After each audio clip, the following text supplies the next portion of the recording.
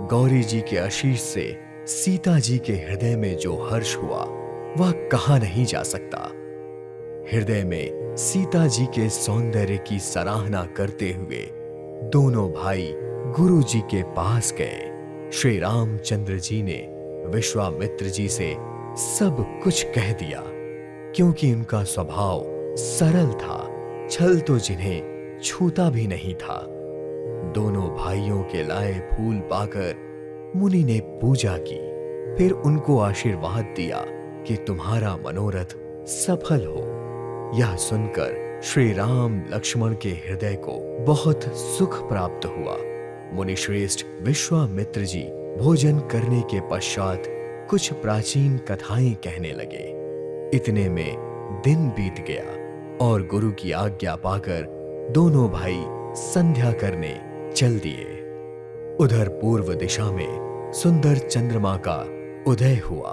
श्री रामचंद्र जी ने सीता के मुख के समान देखकर सुख पाया। फिर मन में विचार आया कि यह चंद्रमा भी सीता के मुख के समान नहीं है। दिन में शोभाहीन और निस्तेज रहता है और ये तो काले दाग से युक्त है। बेचारा गरीब चंद्रमा सीता जी के मुख की बराबरी कैसे पा सकता है? फिर यह घटता बढ़ता है और वीरानी स्त्रियों को दुख देने वाला है। कमल का बैरी है, उसे मुरझा देने वाला है। हे चंद्रमा, तुझ में बहुत से अवगुण हैं जो सीता जी में नहीं है। अतः जानकी जी के मुख की तुझसे उपमा देने पर बहुत बड़ा दोष लगेगा। इस प्रकार चंद्रमा के बहाने सीता जी के मुख की छवि का वर्णन करते करते बहुत रात हो गई और वे गुरु जी के पास चल दिए। मुनि के चरण कमलों को प्रणाम करके आज्ञा पाकर उन्होंने विश्राम किया।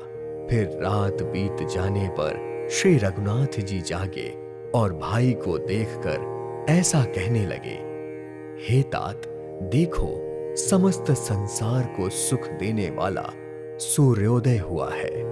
लक्ष्मण जी दोनों हाथ जोड़कर प्रभु के प्रभाव को सूचित करने वाली कोमल वाणी बोले, सूर्योदय होने से कुमुदनी सकुचा गई है, तारा गणों का प्रकाश फीका पड़ गया है।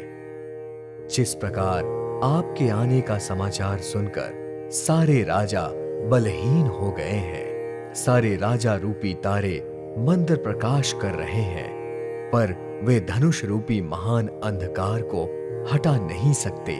रात्रि का अंत होने से जैसे कमल, चकवे और नाना प्रकार के पक्षी हर्षित हो रहे हैं, वैसे ही प्रभु आपके सारे भक्त धनुष टूटने पर सुखी होंगे। फिर सूर्योदय हुआ, बिना किसी परिश्रम के अंधकार नष्ट हो गया, तारे छिप गए, संसार में तेज का प्रकाश हो गया। हे रघुनाथ जी, सूर्य ने अपने उदय के बहाने सब राजाओं को प्रभु आपका प्रताप दिखाया है। आपकी भुजाओं के बल की महिमा को उद्घटित करने के लिए ही धनुष तोड़ने की यह पद्धति प्रकट हुई है। भाई के वचन सुनकर प्रभु मुस्कुराए।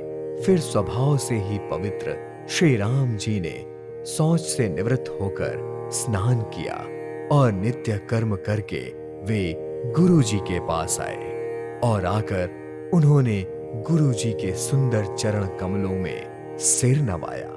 उधर जनक जी ने शतानंद जी को बुलाया और उन्हें तुरंत ही विश्वामित्र मुनि के पास भेजा।